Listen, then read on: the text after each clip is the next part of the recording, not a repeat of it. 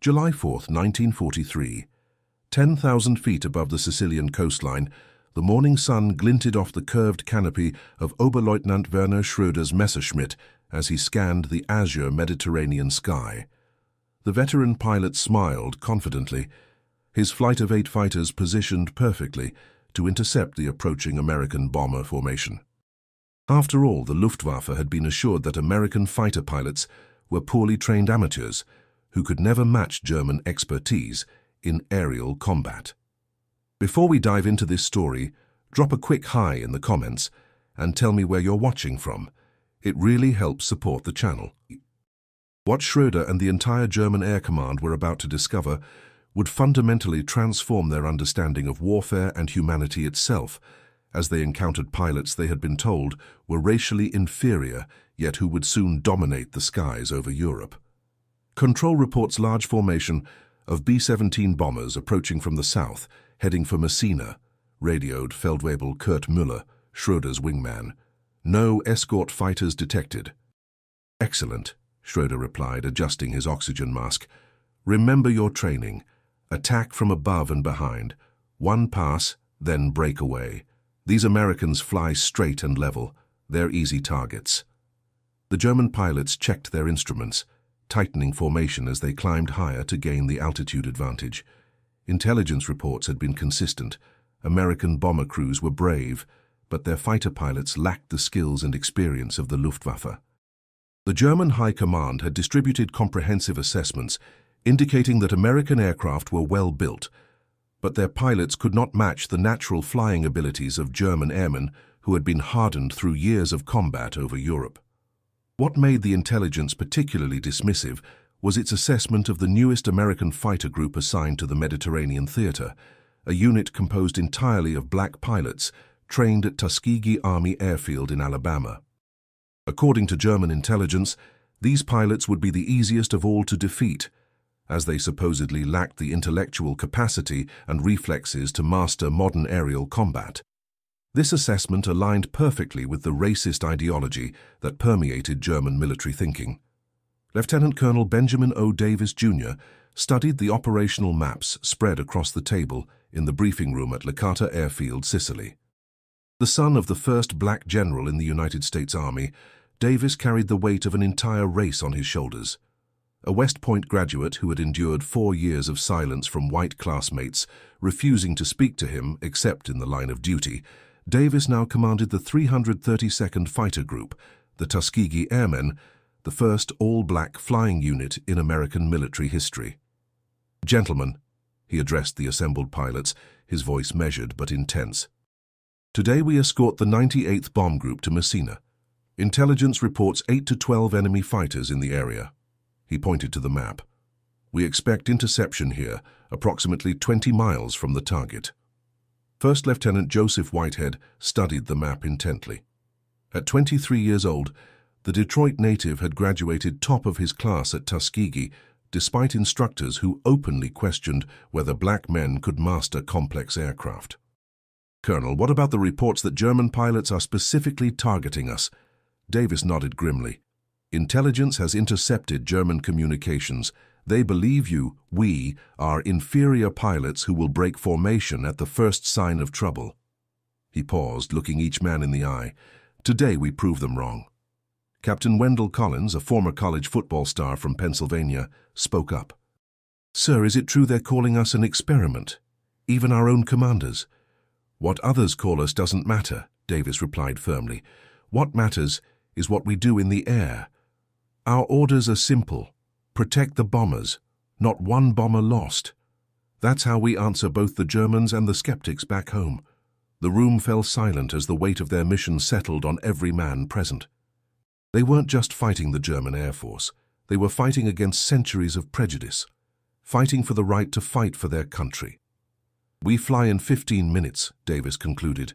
"Check your oxygen, ammunition, and fuel gauges twice. Remember your training. Remember why we're here." As the pilots dispersed toward their aircraft, Davis called out to Lieutenant James Jefferson, a soft-spoken mathematician from Atlanta who had developed innovative formation tactics. "A lieutenant, a word." Jefferson approached, standing at attention. "Yes, sir?" Intelligence suggests the Germans will be especially aggressive today. They've been told we'll break and run. Davis's expression remained neutral, but his eyes burned with intensity.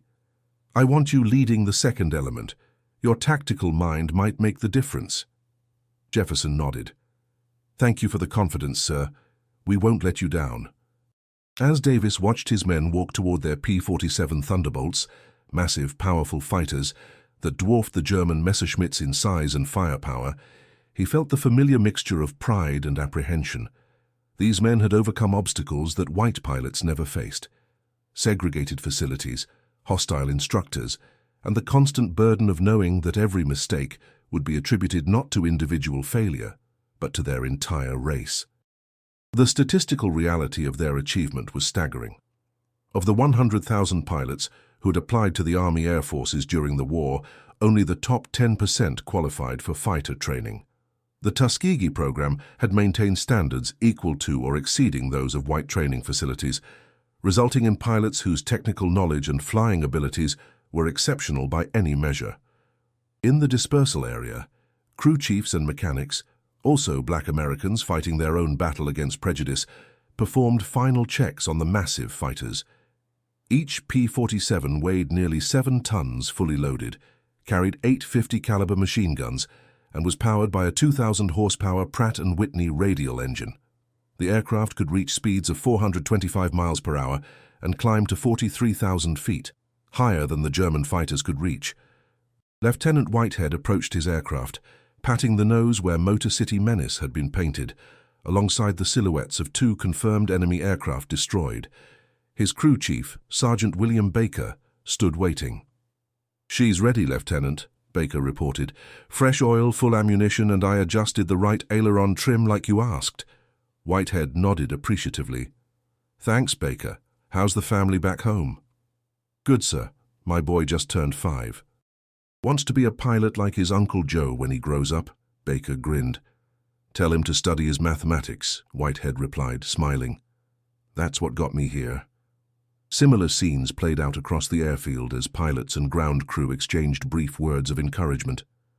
Despite being relegated to separate facilities, forced to use outdated equipment, and frequently denied the recognition given to white units, the ground crews maintained aircraft reliability rates that exceeded the average for the 15th Air Force.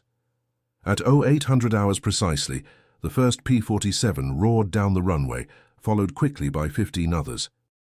The ground crews watched with pride as their aircraft climbed into formation, the morning sun glinting off 16 red-tailed fighters as they turned south to meet the incoming bombers.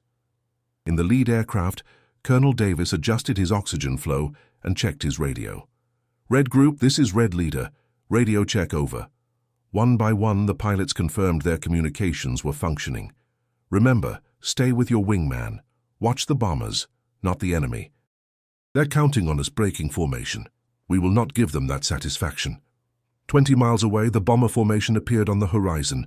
24 B-17 flying fortresses, flying in a tight combat box formation. Each 4-engine bomber carried a crew of 10 men and a bomb load of 4,000 pounds, destined for the port facilities at Messina. Captain Richard Montgomery, pilot of the lead bomber Carolina Queen, spotted the approaching fighters with relief. "Fighter escort at 2 o'clock high," he announced to his crew. "P-47s. His co-pilot, Lieutenant Frank Wilson, raised his binoculars. "Those are the Red Tails. Heard about them. All colored outfit." Montgomery nodded. "Don't care if they're purple as long as they keep those German fighters off our backs." He keyed his radio. "Red Leader, this is Fortress Lead. Good to see you, gentlemen."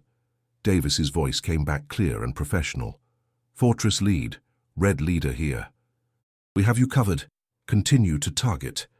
As the fighters took up positions around the bomber formation, the gunners in each B-17 tracked them briefly before returning their attention to scanning for enemy aircraft. Though many had never seen black pilots before, the immediate threat of German fighters outweighed any racial prejudices they might harbor. Staff Sergeant Thomas Kelly, a ball turret gunner from Boston, watched the red-tailed P-47s through his bubble turret beneath the bomber. "Never thought I'd be glad to see colored boys," he remarked over the intercom. "But right now, they're the prettiest sight I've seen all week." His aircraft commander's voice crackled back. Keep your eyes open, Kelly. Germans should be showing up any minute now. Lieutenant James Jefferson, leading the second element of 4 fighters, spotted them first. Red leader bandits at 11 o'clock high. Looks like Messerschmitt 109s, 8 of them.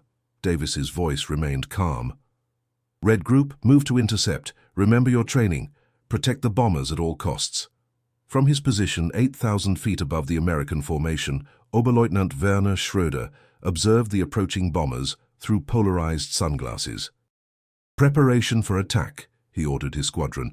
We will approach from out of the sun. Feldwebel Müller's voice came through with a note of surprise. Herr Oberleutnant, fighter escort detected. P-47s. Schröder checked his tactical charts. Intelligence said no escort for this raid. Must be the new squadron, the Negroes. He permitted himself a small smile. Even better. Command says they break formation at the first attack. Target the bombers. The fighters will flee. The German pilots pushed their throttles forward, beginning their diving attack toward the bomber formation. The Messerschmitt 109 was a lethal opponent, fast, maneuverable, and armed with 2 20mm cannons, in addition to machine guns. Though lighter than the American P-47, it could climb faster and turn tighter, advantages that had served the Luftwaffe well throughout the war. In his cockpit, Lieutenant Whitehead saw the German fighters begin their dive. Without waiting for orders, he pushed his throttle to full power, pulled back on the stick and aimed his Thunderbolt directly at the attacking Germans. Red 3 breaking to engage, he called calmly. Colonel Davis's voice came back immediately. Red group, follow Red 3's lead. Intercept before they reach the bombers. 8 P-47s broke formation, climbing steeply to meet the diving German fighters. The remaining 8 stayed with the bombers, ready to fend off any Germans who got through.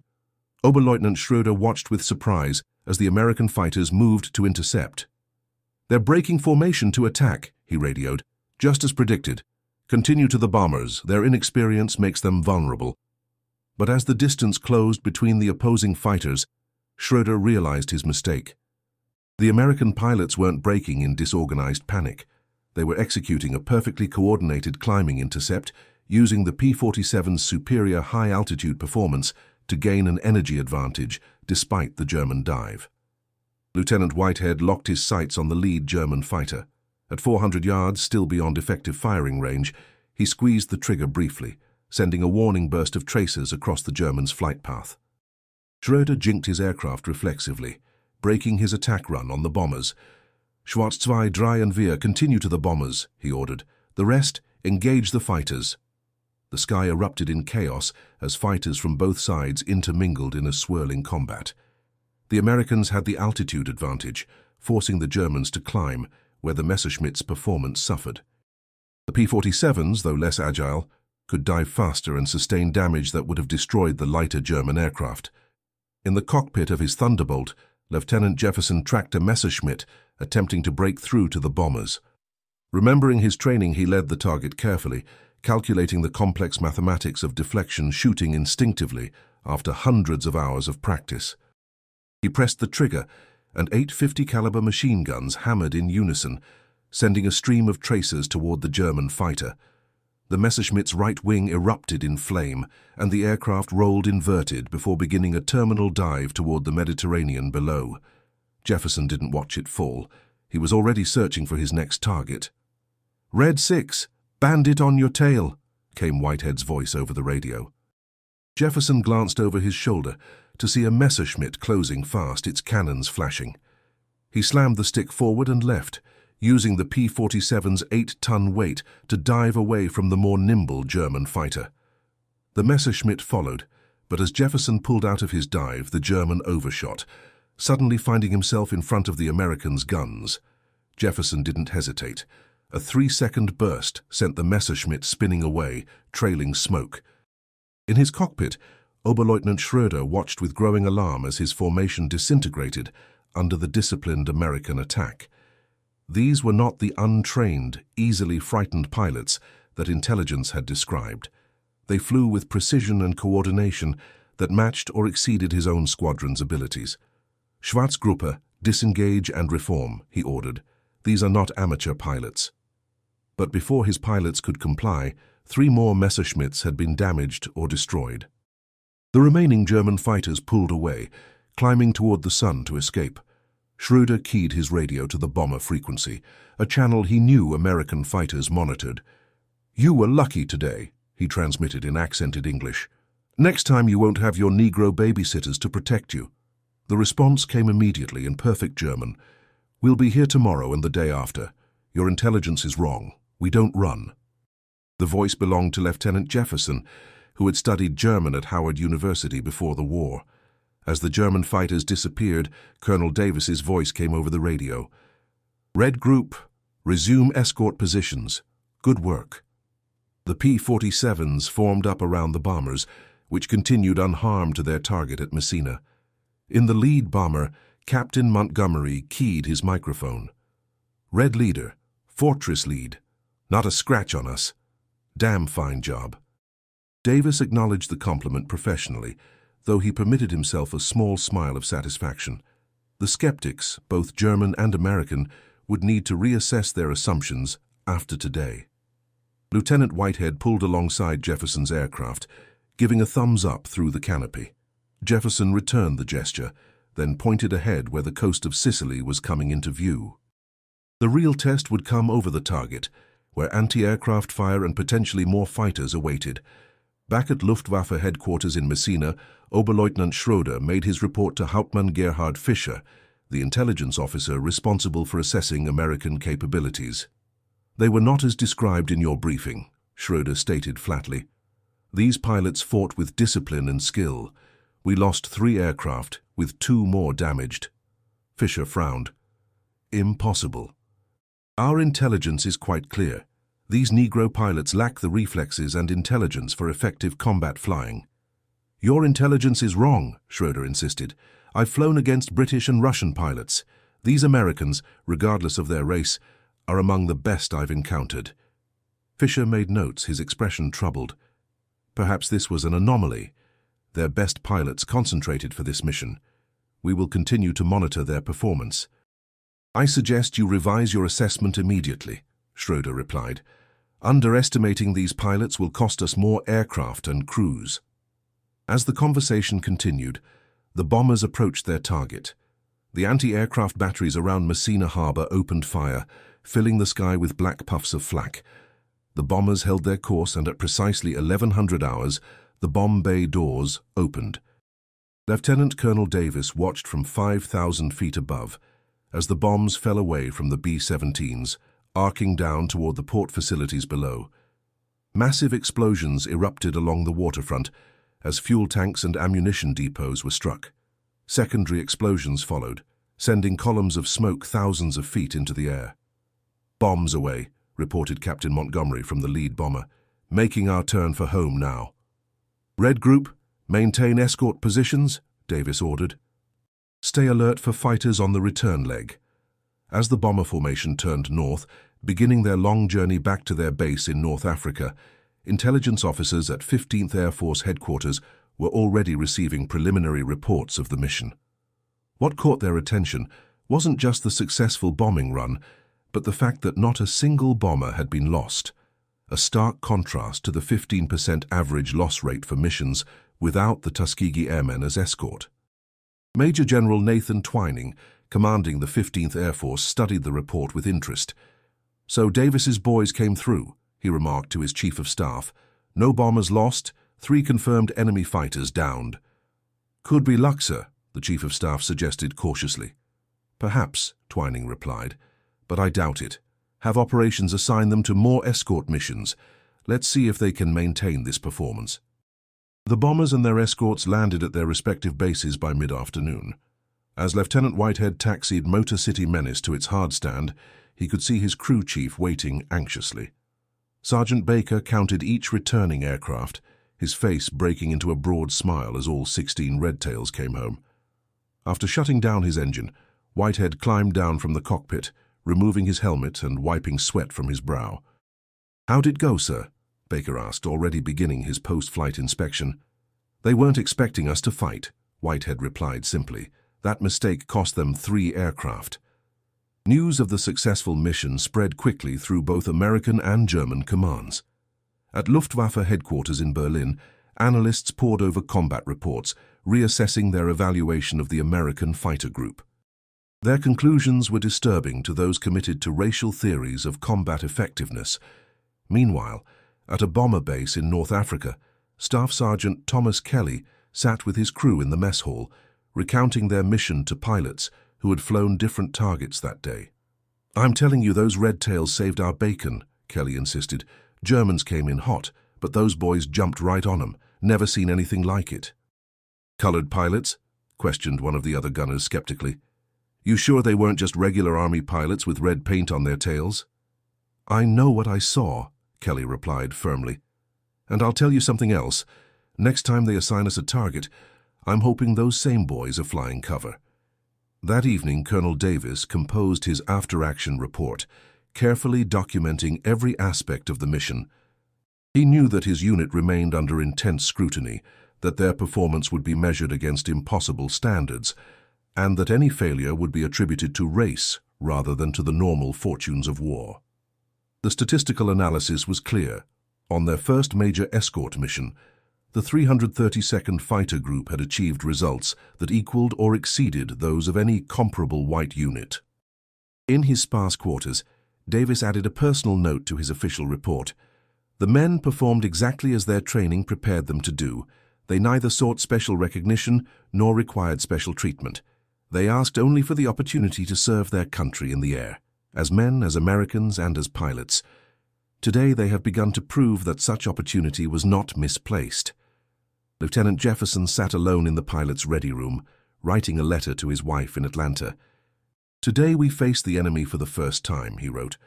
"I cannot share details of our mission, but I can tell you this. When the moment came, we did not falter. Every man did his duty. The skeptics said we couldn't fly, couldn't fight, couldn't think under pressure. Today we proved them wrong, but this is just the beginning. Tomorrow we fly again, and the day after. Each mission is another chance to demonstrate that what matters in the air is not the color of a pilot's skin, but the quality of his training, the sharpness of his mind, and the courage in his heart." As night fell over the Mediterranean theater, both German and American commanders reassessed their understanding of what had occurred that day. For the Germans, it meant confronting the possibility that their racial theories, so central to their ideology, were fundamentally flawed. For the Americans, it meant acknowledging, however reluctantly, that black pilots could fight with the same skill and courage as their white counterparts. In Berlin, a classified intelligence bulletin was being prepared for distribution to Luftwaffe units throughout the Mediterranean. "Exercise extreme caution when engaging American P-47 aircraft with red-painted tail surfaces. These units have demonstrated unexpected levels of tactical coordination and flying skill. Standard interception tactics may prove ineffective." Meanwhile, at Licata Airfield, Colonel Davis received new orders from 15th Air Force headquarters. His group would now escort bombers on all major raids against targets in southern Italy. The orders came with a brief handwritten note from General Twining. "Keep up the good work, Colonel. Your boys made believers out of a lot of people today."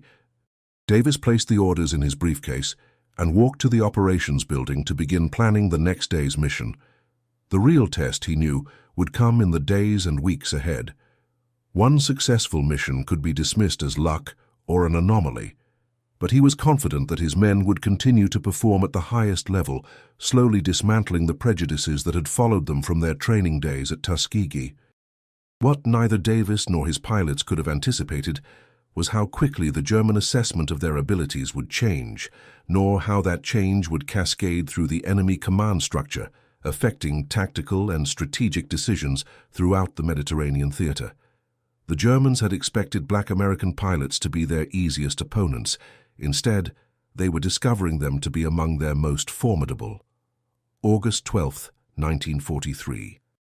Hauptmann Gerhard Fischer stood before a room of Luftwaffe fighter pilots at the briefing center near Munich, his expression grave as he gestured toward the map of southern Europe.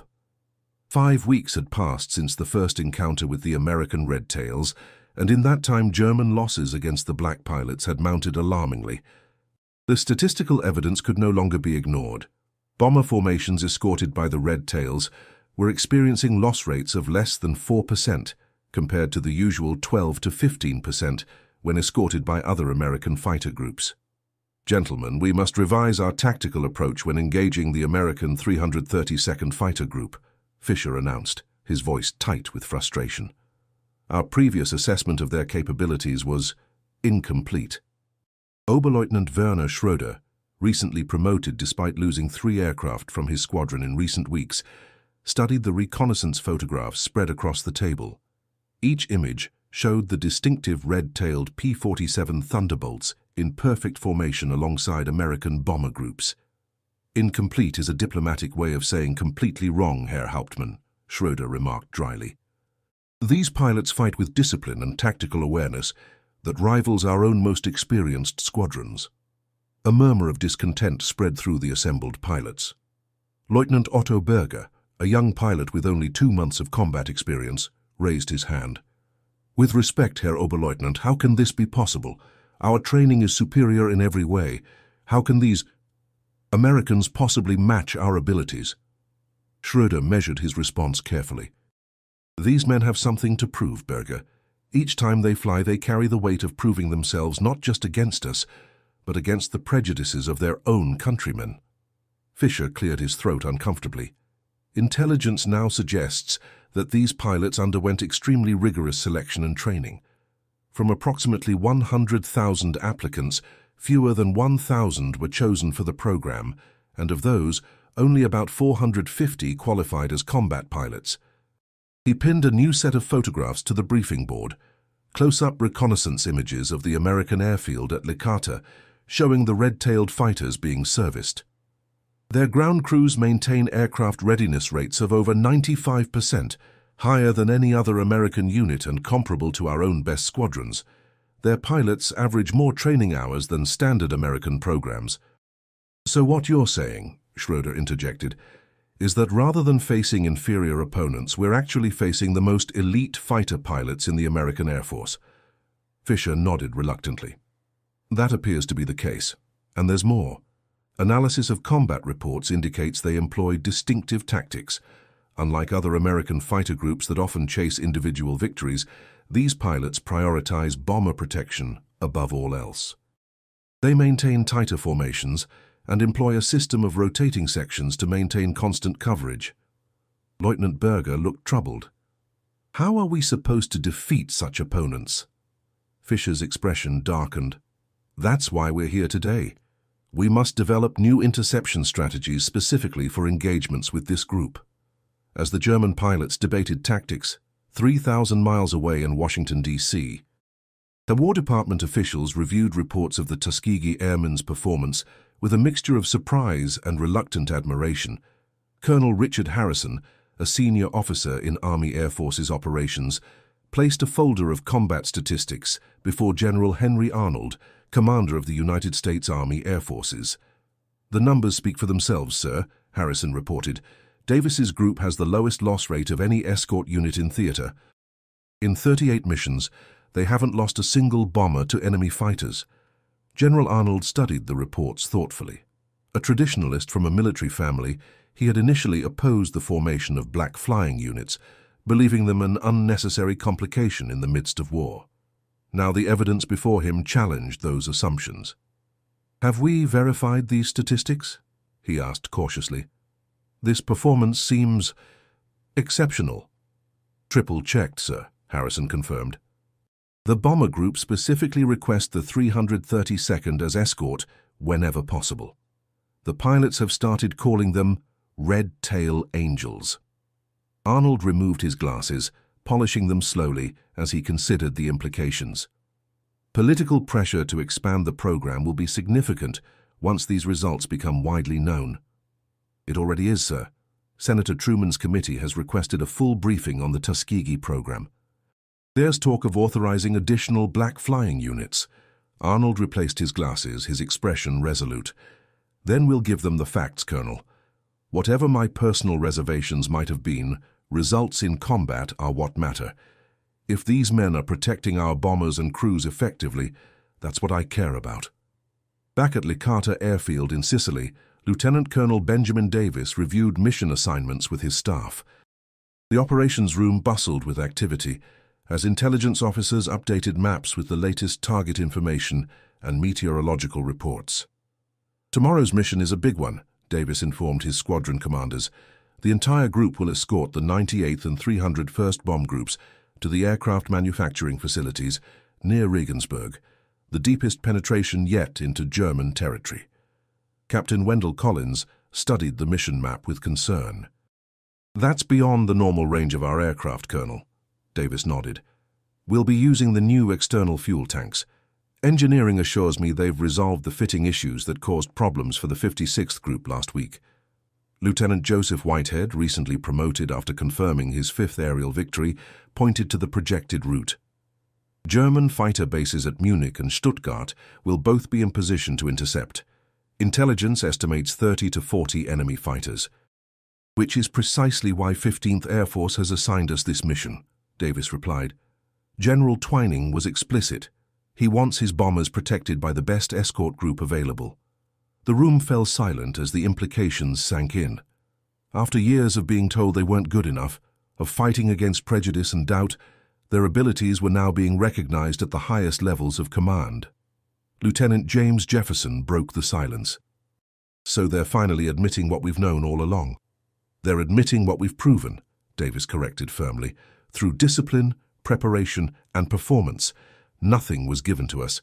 We earned this assignment through demonstrated excellence." As the briefing concluded, Davis held Jefferson and Whitehead back. "I need your elements leading the formation tomorrow," he told them. "Intelligence reports that the Germans have modified their tactics specifically to counter our usual approaches. They're studying us just as carefully as we study them." Whitehead nodded seriously. "They're quick learners. Last mission, they tried to split our formation with a high-low attack." "Which is why we'll be implementing the new defensive weave pattern," Davis replied. "Jefferson's mathematical calculations show it should provide optimal coverage while conserving fuel." Jefferson spread out diagrams showing the complex formation patterns he had developed. "The key is maintaining spacing while allowing for rapid response to attacks from any direction. Each section supports the others in a continuous rotation."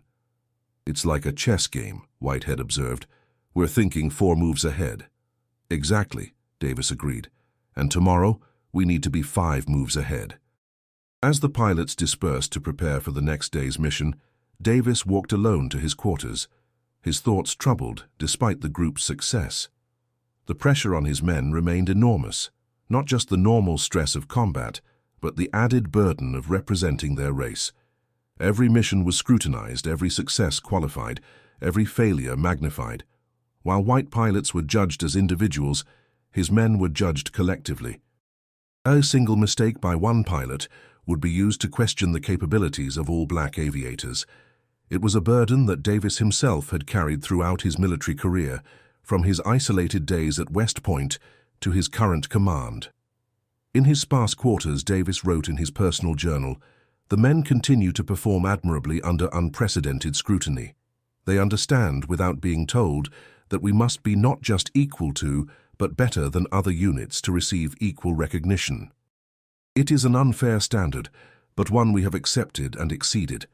History will record that when given the opportunity, these Americans served with distinction that no prejudice can diminish." The following morning dawned clear and cold at 20,000 feet as the Red Tails rendezvoused with the bomber formations south of Sicily. 64 B-17 flying fortresses flew in tight combat boxes, their aluminum surfaces gleaming in the morning sun as they began the long journey towards southern Germany. In the lead bomber, Carolina Queen, Captain Richard Montgomery felt a wave of relief as he spotted the distinctive red-tailed fighters moving into escort position. "Red Tails on station," he announced to his crew, "right on time." His co-pilot, Lieutenant Frank Wilson, who had initially expressed skepticism about flying with black escort, now grinned broadly.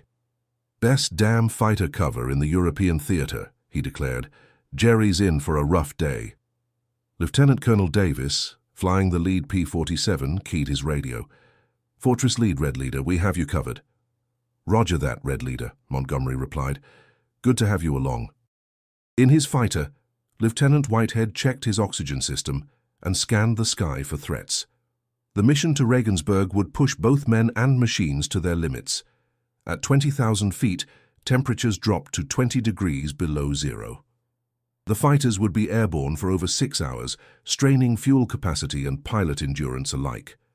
2 hours into the flight, as the formation crossed the Italian Alps, Lieutenant Jefferson spotted the first German interceptors. "Red Leader, bandits at 11 o'clock high, Mi-109s 12+. Davis's voice came back calm and measured. "Red Group, implement defensive pattern, Charlie. Sections 1 and 3 prepare to intercept." The P-47s smoothly rearranged their formation, creating a layered defense around the bomber stream.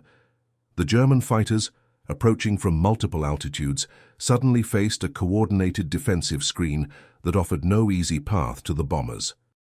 In the lead German fighter, Hauptmann Kurt Müller, Werner Schröder's former wingman now leading his own squadron, observed the American response with professional admiration. "They're using the new defensive pattern," he radioed his pilots. "Remember the briefing. Do not attempt to penetrate individually. Maintain squadron integrity and look for gaps in their coverage." The aerial chess match that followed would later be studied at fighter training schools on both sides of the conflict. The German fighters probed the American formation from multiple angles, seeking weaknesses.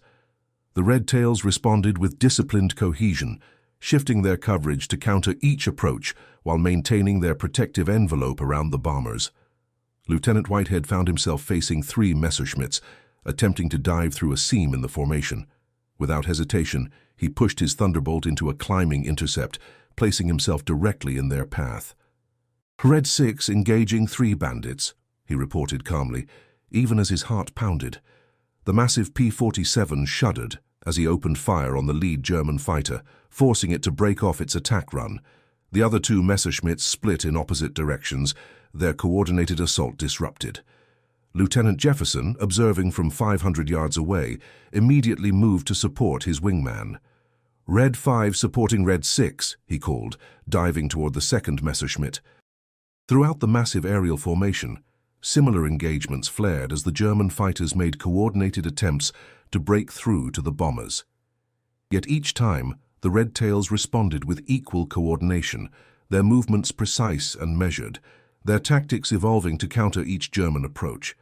In his cockpit, Colonel Davis maintained the broader tactical perspective, directing sections to reinforce vulnerable points in their coverage.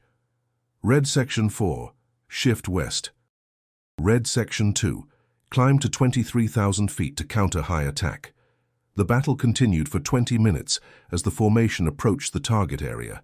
The Germans, recognizing the effectiveness of the American defense, finally disengaged, low on fuel and ammunition. 5 Messerschmitts had been damaged or destroyed, while the Red Tails had lost none of their own aircraft. Captain Montgomery's voice came over the radio from the lead bomber.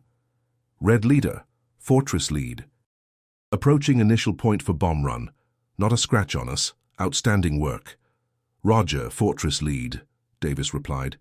"We'll continue coverage through the target area." The bomber formation began its final approach to the Regensburg aircraft factories. Anti-aircraft fire filled the sky with black puffs of flak as the B-17s held their course, bomb bay doors opening in precise coordination. From 23,000 feet, Lieutenant Jefferson watched as hundreds of bombs fell toward the factory complexes below. Massive explosions erupted across the target area as precision bombing struck assembly buildings, component warehouses, and power stations. "Target struck effectively," reported the bomber group's commander. "Beginning egress route now." The return journey would prove equally challenging. Low on fuel, and with pilots fatigued from the intense concentration of combat, the formation maintained its discipline as it turned southwest toward its Mediterranean bases. 2 more German interception attempts were repulsed before the aircraft reached the relative safety of Allied-controlled airspace over southern Italy. As the fighters and bombers separated for their respective landing fields, Captain Montgomery made a final transmission. "Red Leader, on behalf of all our crews, thank you. Your people saved a lot of American lives today." Davis acknowledged with professional courtesy, But the significance of the moment was not lost on him or his pilots. The bomber commander's message contained no qualifiers, no reference to race, just recognition of excellence. At Luftwaffe headquarters near Munich, Hauptmann Fischer received Müller's report with growing concern. "They anticipated every tactic we employed," Müller explained. "It was as if they had studied our new interception patterns beforehand. They're adapting faster than we can develop countermeasures," Fischer observed grimly. "Intelligence now suggests they're developing specialized formation tactics that maximize their aircraft strengths while minimizing its weaknesses." "The P-47 is still less maneuverable than our fighters," Müller pointed out, "but they're using coordinated tactics to negate that disadvantage. One section covers for another's vulnerable moments. It's impressive." Fischer hesitated before sharing his next assessment. "Our pilots report difficulty distinguishing individual aircraft in these formations. The psychological effect is significant. They feel they are fighting not individual pilots, but a coordinated system. A system that's proving remarkably effective," Müller added. "My pilots are becoming hesitant to engage when they identify the red tail markings." Fischer's expression darkened. "That is precisely what concerns High Command. The symbolic significance of these engagements extends beyond tactical considerations." What neither officer articulated was the ideological crisis their experiences were creating. The core racial theories that underpinned their military doctrine were being systematically disproven in the skies over Europe. It wasn't just a tactical defeat, it was a conceptual one. At 15th Air Force headquarters, General Twining reviewed the preliminary reports from the Regensburg mission with satisfaction. "0 bombers lost to enemy fighters," he noted to his operations officer. "7th consecutive mission with the red tails, where that's been the case." "Davis's group is rewriting the tactical handbook on escort operations," the operations officer replied. "The bomber crews are specifically requesting them now." Twining nodded thoughtfully. "Expand their role. I want them escorting our heaviest raids into southern Germany and Austria, and draft a commendation for the entire group." "Already in process, sir. Though I should mention, there's still resistance in some quarters to highlighting their success too prominently." Twining's expression hardened. "The only metric that matters to me is combat effectiveness. Davis's group is protecting my bombers and destroying enemy fighters. Everything else is irrelevant."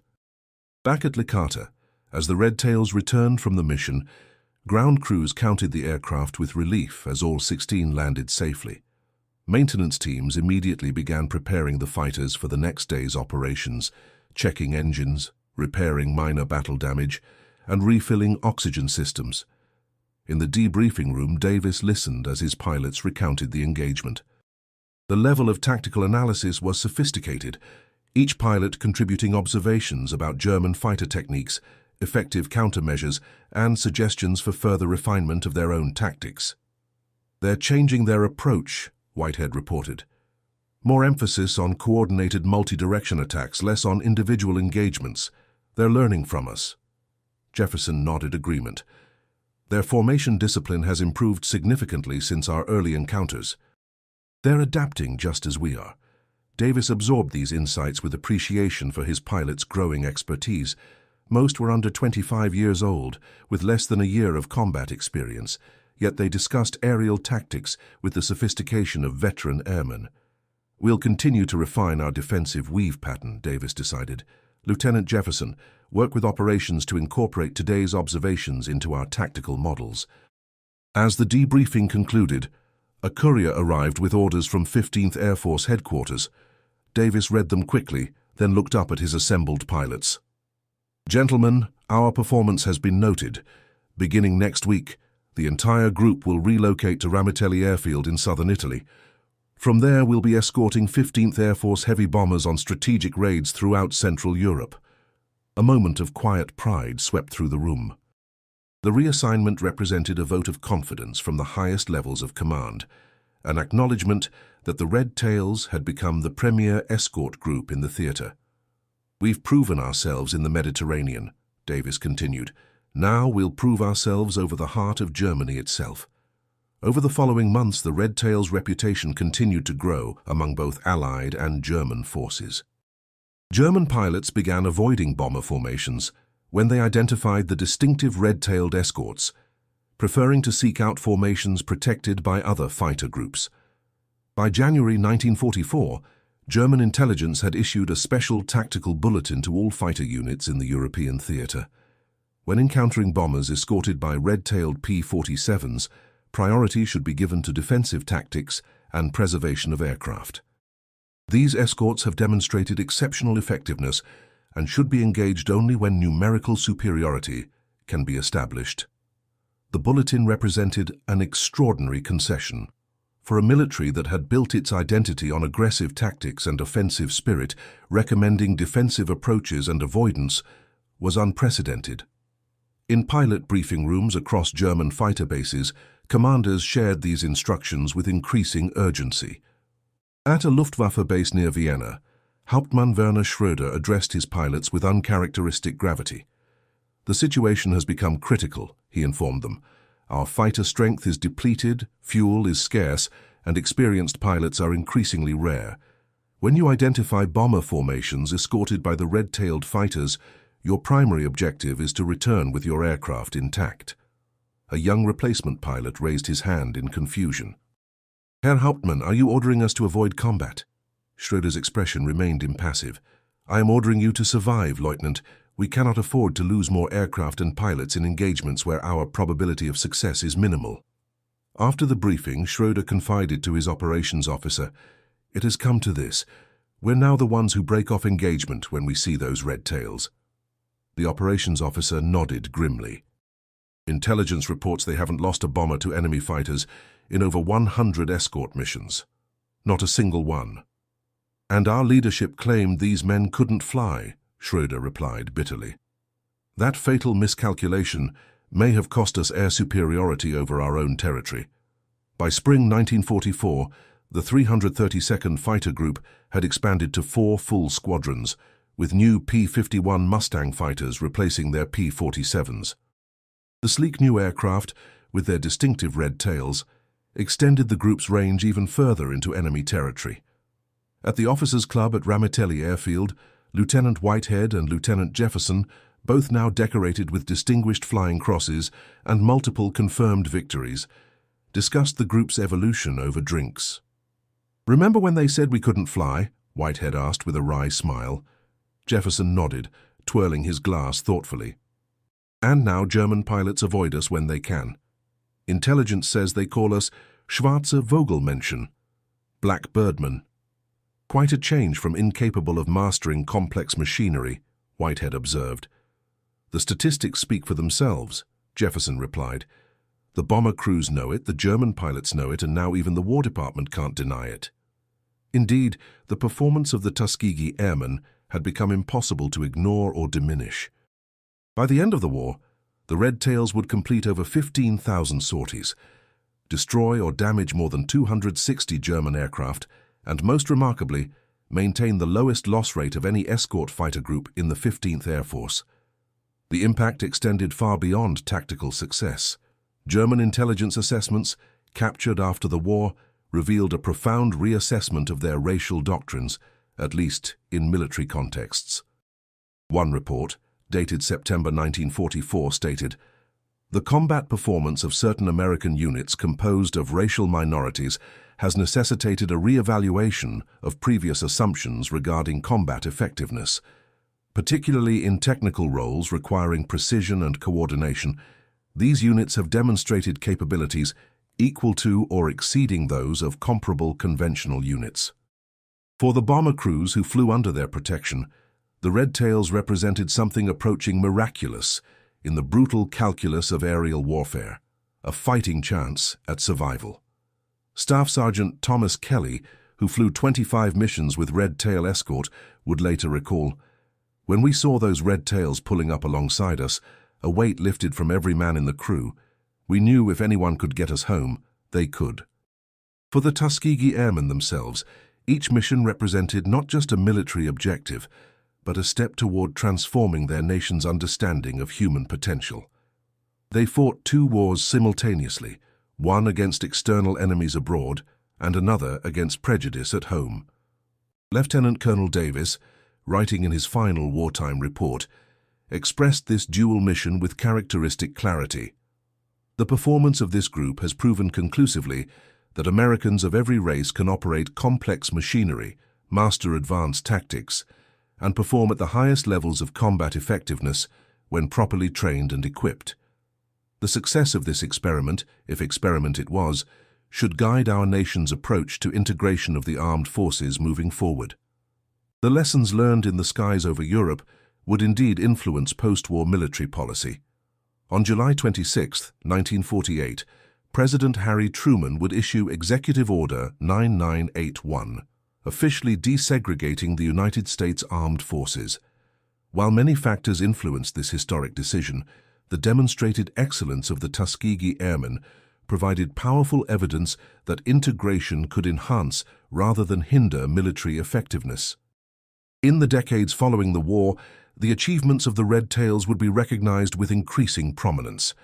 The Tuskegee Airmen collectively would receive the Congressional Gold Medal in 2007, with President George W. Bush acknowledging, "These men helped win a war and you helped change our nation for the better. America is grateful."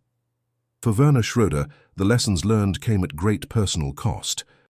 By war's end, his squadron had been decimated, with only 3 of his original pilots surviving. In 1956, now a commercial airline pilot for Lufthansa, he would encounter Lieutenant James Jefferson, by then a pilot with Transworld Airlines, in the pilot's lounge at London Heathrow Airport. After a moment of tense recognition, Schroeder approached his former adversary and extended his hand. "Your unit forced us to confront our most fundamental misconceptions," the German acknowledged. "You taught us that excellence knows no racial boundaries." Jefferson accepted the handshake with dignified simplicity. "We were just doing our jobs, the best way we knew how." "And in doing so," Schroeder replied, "you changed more than just the course of the air war." For the young men who had trained at Tuskegee and fought over Europe, the war represented both a burden and an opportunity, a chance to demonstrate capabilities that many had denied they possessed. They had entered military service in a deeply segregated society and returned to a nation still grappling with fundamental questions of equality. Yet their performance had created cracks in the edifice of segregation that would ultimately contribute to its dismantling.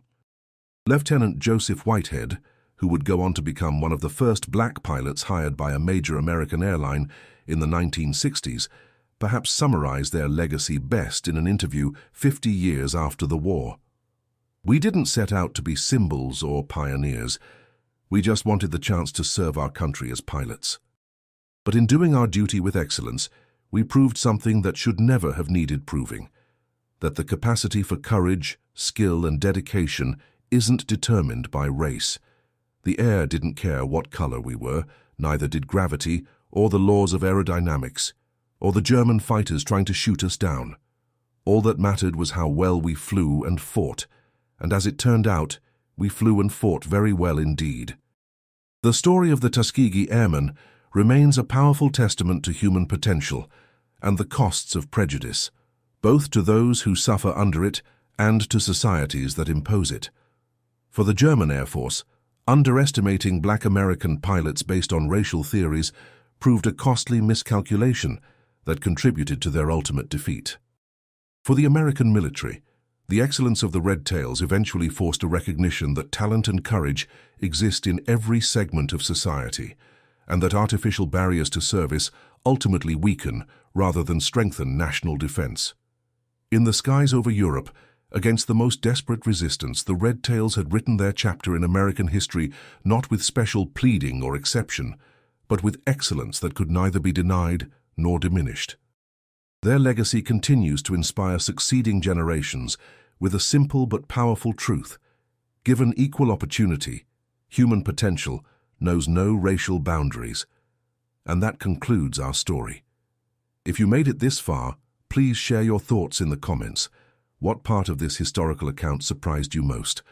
Don't forget to subscribe for more untold stories from World War II and check out the video on screen for another incredible tale from history. Until next time.